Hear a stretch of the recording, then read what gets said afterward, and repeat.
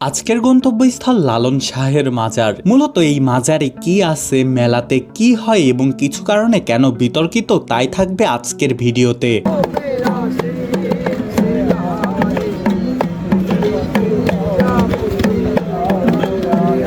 খাঁচার ভেতর অচিন পাখি কেমনে আসে যায়। আজ পহেলা কার্তিক, আমি রওনা দিয়েছি কুমারখালী থেকে লালন শাহের মাজারের উদ্দেশ্যে। প্রথমে ভ্যান এবং পরে সিএনজিতে করে চলেছি দবির মোল্লা গেটের দিকে। দবির মোল্লা গেটে পৌঁছে 10 টাকার ভ্যান ভাড়া দিয়ে পৌঁছালাম লালন শাহের মাজারে। এই সাদা রঙের গেট দিয়েই শুরু হয় এই স্থানের পথ। ভেতরে প্রবেশ করেই দেখা মেলবে শ্বেত রঙের মাজার, যার ভেতরেই রয়েছে লালন শাহের সমাধি। আমি প্রথমে মাজারের বাম পাশে লালন শাহের মাজারের জাদুঘরে গেলাম, যেখানে তার ব্যবহৃত বিভিন্ন জিনিস সংরক্ষিত রয়েছে এবং তাকে নিয়ে আঁকানো রয়েছে বিভিন্ন রকম ছবি। মূলত সবকিছুর অথেন্টিসিটি নিয়ে আমরা খুব একটা ভালো জানি না, তবে সেইখানে একটা জলচৌকি এবং তার বাসার দরজা আছে, যেই জিনিসটা 100%ই তার নিজের ব্যবহৃত। এখন আমরা মাজারের ভিতরের দিকে যাব। মূলত মাজারের ভেতরে লালন শাহের কবর, তার দুধমাতার কবর রয়েছে।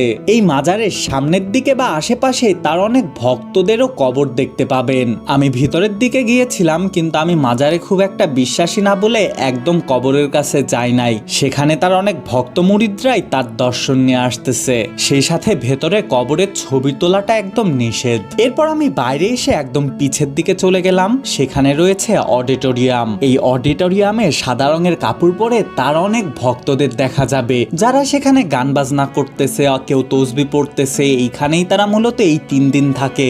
ভিতরে দুই পাশ জুড়েই রয়েছে অনেকগুলা স্টল করা, যেসব স্টলে কিন্তু মানুষজন থাকে। এখানে একটা আকর্ষণ দেখলাম, একটা লোক ছবি আঁকতেছে অনেক মানুষের, তার ছবিগুলা হলো স্কেচ করা। ভিতরের অংশ মোটামুটি দেখা শেষ। আমি এখন বাইরের দিকে আসতেছি। বাইরের দিকে দোকানগুলায় অনেক দোতারা সাজানো, তাছাড়া রয়েছে অনেক বাদ্যযন্ত্র।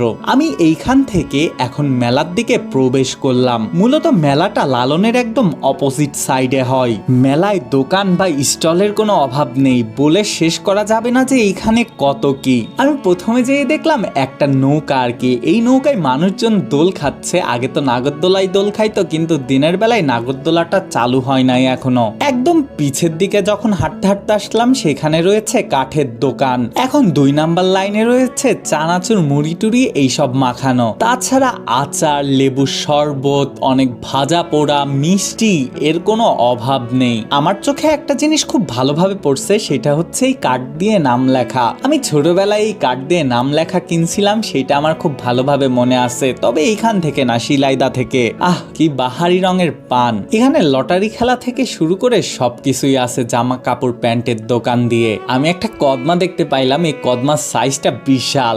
আখের শরবত বানাচ্ছে, একদম জিলাপি নব্য নতুন ভেজে তারপরে চিনি সেরার মধ্যে ফেলাচ্ছে। খাগড়াই, নিমকি, চানাচুর, লাড্ডু, কত কি এইখানে। আর এইখানের এক একটা মিষ্টির সাইজ কত বড়। যাই হোক, মেলার অধিকাংশ জায়গায় আমার দেখা শেষ।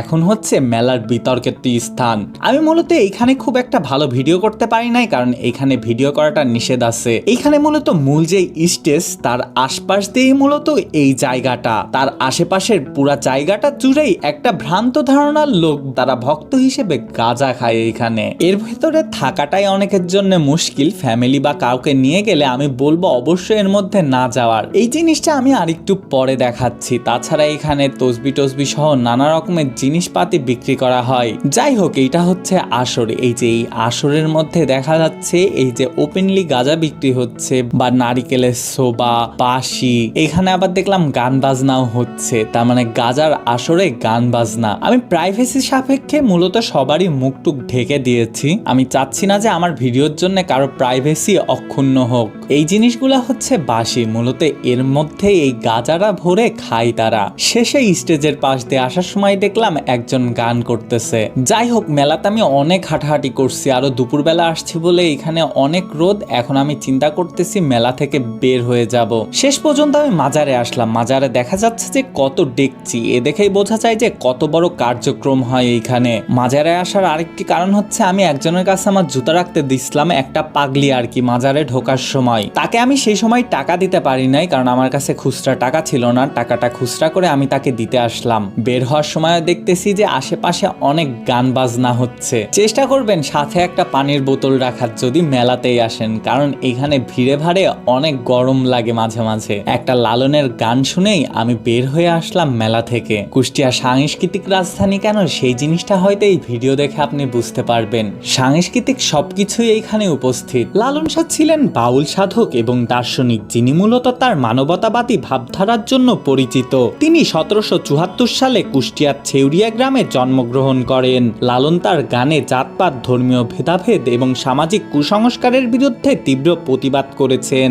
লালন কোনো প্রাতিষ্ঠানিক ধর্মকে মানতেন না এবং তার গানগুলোতে সহজ ও সরলভাবে আধ্যাত্মিকতার চেতনা প্রকাশ পায়। তিনি বাউল মতবাদের প্রচার এবং প্রসার ঘটান। তার বাণী আজও সমানভাবে প্রাসঙ্গিক, যা মানবতা, সহনশীলতা এবং সাম্যবাদের বার্তা বহন করে। আমার ভিডিওটি ভালো লাগলে লাইক, কমেন্ট, শেয়ার করে পাশে থাকবেন। দেখা হবে পরের কোনো ভিডিওতে। টাটা, আল্লাহ হাফেজ।